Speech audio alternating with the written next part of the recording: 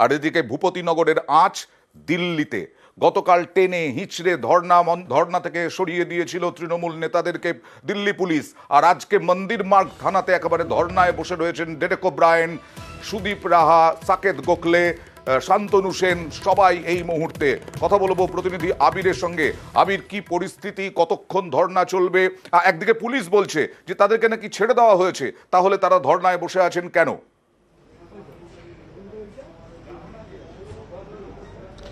তৃণমূল কংগ্রেসের দাবি হচ্ছে যতক্ষণ না পর্যন্ত ইলেকশন কমিশনের তরফ থেকে যথাযথভাবে উত্তর পাওয়া যাচ্ছে ততক্ষণ পর্যন্ত তারা তাদের এই কর্মসূচি প্রত্যাহার করবেন না বা স্থগিত করবেন না।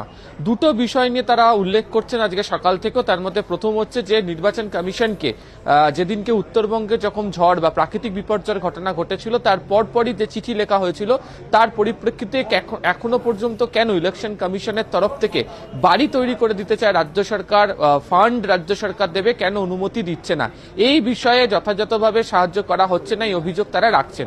দ্বিতীয়ত হচ্ছে, তুমি জানো যে কেন্দ্রীয় এজেন্সির অতি সক্রিয়তা নিয়ে তৃণমূল কংগ্রেস সরব হতে শুরু করেছে এবং নির্বাচন কমিশনের কাছে গিয়ে তাদের বক্তব্য জানানোর পর তারা যখন নির্বাচন কমিশনের সদর দপ্তরের বাইরে বসে তারা ধর্ণা অবস্থান কর্মসূচি পালন করছিল, তারপর যেভাবে তৃণমূলের অভিযোগ তাদের দলের প্রতিনিধিদেরকে টেনে হিচড়ে নিয়ে যাওয়া হয়েছে সেই বিষয় নিয়েও তারা সরব হতে শুরু করেছে।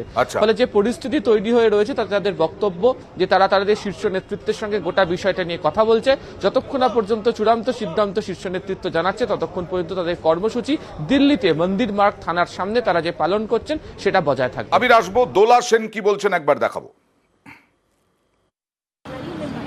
আমরা তো একটাই কথা বলেছি, সিবিআই, ইডি, এনআইএ, আইটির চিফকে ইমিডিয়েট সরাতে হবে ইলেকশন কমিশনে। কিন্তু খুবই দুর্ভাগ্য, এদিকে এরা বলছে, মাইকে একটু আগে বলল এই থানার পুলিশ অফিসারদের পক্ষ থেকে যে আমরা এমপিরা নাকি স্বতন্ত্র আছি, ছুটকারা নাকি আমাদের কাল সন্ধ্যেবেলা মিলে গেছে, তাহলে আমরা এখানে বসে না থেকে চলে যাই। অথচ আমরা ওই অবধি গিয়ে দেখলাম গেটটা টাইট করে আটকা। যদি হয়তো মুমকিন হয় ওরা যা করবে তাই, ওরা যেমন বলবে তেমন সিবিআই, ইডি, এনআইএ, আইটি অপোজিশনকে হ্যারাস করবে। ইলেকশন কমিশনকে আমরা এটাই বলেছি এবং এই দাবিতে আমাদের ঘোষণা মতো 24 ঘন্টার ধর্ণা আমাদের চলবে, কাল বিকেল 5টা থেকে আজ বিকেল 5টা। আর তৃণমূলের রাজ্যসভার সাংসদ সাগরিকা ঘোষ, তিনি আজকে থানায় ঢুকতে যান। অভিযোগ, তাকে বাধা দেওয়া হয় থানায় ঢুকতে।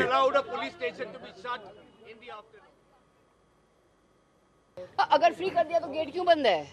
अगर दिल्ली पुलिस ने हमारे लीडर्स को फ्री कर दिए हैं तो ऐसा गेट क्यों बंद है? हमें क्यों नहीं अंदर जाने दे रहे हैं? मैम वो कह रहे हैं कि पुलिस परिसर को खाली कर दो। कहाँ इस तरह से गेट बंद करना, इस तरह से लोगों को रोकना, this is not a sign that कि हमने फ्री कर दिया है। बंगाल में सुरक्षा के पर्पस से चुनाव में 100 और एडिशनल कंपनी सीएपीएफ की लगा दी गई है। एनआईए के एक्शन के बाद ये कार्रवाई की है इलेक्शन कमीशन ने। जिस तरह से एनआईए, सीबीआई, ईडी विपक्षी दलों के विरुद्ध में काम कर रहे हैं, बीजेपी के एजेंट बन के काम कर रहे हैं, इसके खिलाफ हम अपनी आवाज उठा रहे हैं। Thank you. আবার চলে যাব প্রতিনিধি আবিরের কাছে। আবির, তাৎপর্যপূর্ণভাবে আপের নেতা, মানে আপ পাশে রয়েছে এই তৃণমূল প্রতিনিধি দলের কাছে, দেখলাম আমরা তৃণমূলের আন্দোলনের পাশে রয়েছে আপ।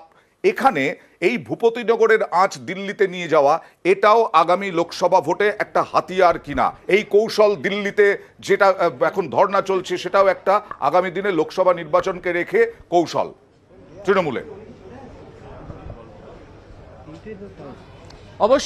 অবশ্যই তাই। তার কারণ হচ্ছে যে কতগুলো ইস্যুকে বাছাই রেখে তারা নির্বাচনের ক্ষেত্রে লড়াই করছে, তাদের বক্তব্য যে তারা সেই ইস্যুগুলোর ক্ষেত্রে সফল হতে শুরু করেছে। 2021-এ যেমন বহিরাগত ইস্যু নিয়ে সরব হয়েছিল, পঞ্চায়েত নির্বাচনের ক্ষেত্রে কেন্দ্রীয় বঞ্চনার মতো ইস্যুকে নিয়ে তারা সরব হতে শুরু করে।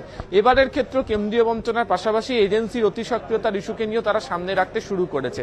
এবং তুমি যার কথা বলছিলে যে প্রথমে আপ নেতাকে দেখতে পাওয়া গেল, তিনি টুইট করলেন, পরে সৌরভ ভারদ্বাজ তিনি সেখানে পৌঁছে গেলেন।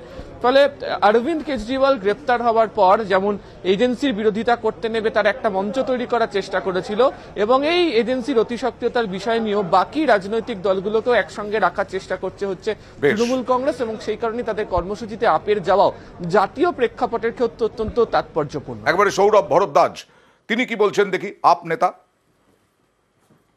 कि Delhi police, NIA, ED, CBI, income tax सब की सब भारतीय जनता पार्टी के प्रचार के अंदर व्यस्त हैं।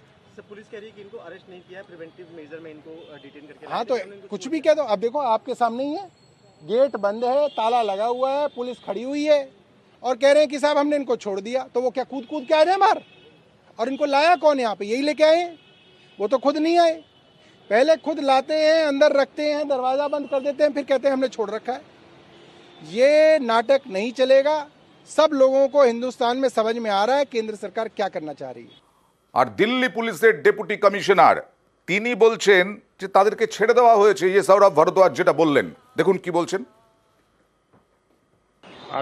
कल अनपरमिटेड प्रोटेस्ट था जो रोड ब्लॉक की थी, उसके लिए डिटेन किया गया था और मंदिर मार्ग थाने में उनको ले जाके फ्री कर दिया गया था। इवनिंग में सनसेट से पहले ही बता दिया गया था कि वो फ्री है, लेकिन वो अपनी इच्छा से वहाँ बैठे हुए हैं। वो अपनी इच्छा से वहाँ रुके हुए हैं और हमने कल ही उनको फ्री कर दिया था।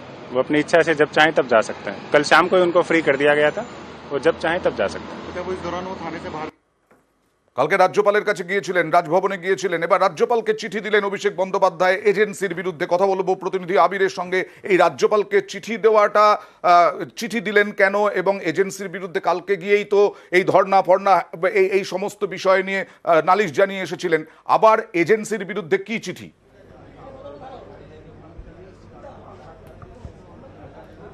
প্রথমত হচ্ছে তুমি জানো যে দেখা করার পরও একটা অভিষেক বন্দ্যোপাধ্যায় সহ প্রতিনিধি দলের সদস্যরা একটা কথা জানিয়ে এসেছিলেন যে রাজ্যপাল 24 ঘন্টার মধ্যে গোটা বিষয়টি নির্বাচন কমিশনের গোচরে নিয়ে আসবেন, এটা ঠিক। কিন্তু নির্বাচন কমিশনের গোচরে আনার পর নির্বাচন কমিশনের কাছ থেকে রাজ্যপাল মারফত যথাযথ উত্তর পাওয়া যাচ্ছে কিনা সেই বিষয়টাতেও তারা নজর দিতে চায়। তৃণমূল কংগ্রেস এই ইস্যুতে পুরোপুরিভাবে ময়দানে থাকতে চাইছে, প্রচারে ইস্যুকে ধরে রাখতে চাইছে। সেই কারণে রাজ্যপালকে ফের একবার মনে করিয়ে দেওয়া যে গতকাল রাত্রিবেলা 9টার সময় গিয়ে তারা তাদের যে বক্তব্যগুলো জানিয়ে দিয়ে এসছে, আজকের প্রেক্ষিতে তারা একবার মনে করিয়ে দিচ্ছে যে সেই যথোপযুক্ত ব্যবস্থা কি গ্রহণ করা হলো। সেই কারণেই গতকাল তারা যে ইস্যুগুলোর কথা বলেছিলেন সেই ইস্যুগুলোকে নিয়ে আজকে ফের সে কারণে রাজ্যপালকে চিঠি লিখেছেন অভিষেক বন্দ্যোপাধ্যায়। ধন্যবাদ।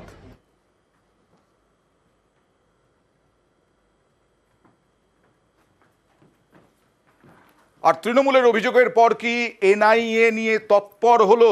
এনআইএ তৎপর হলো এরকমটাই চাঞ্চল্যকর দাবি করলেন কুণাল ঘোষ এক্স হ্যান্ডেলে পোস্ট করে।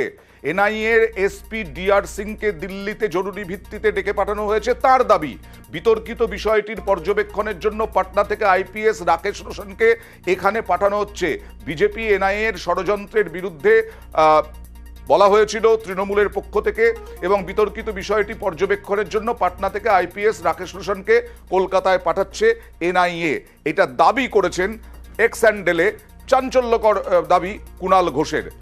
ধনরাম সিং নিয়ে প্রচুর অভিযোগ ছিল, জিতেন্দ্র তিওয়ারির সঙ্গে বৈঠকের অভিযোগ ছিল, এবং তারপরেই এনআইএ নাকি হানা দিয়েছিল ভূপতিনগরে, এটাও অভিযোগ ছিল।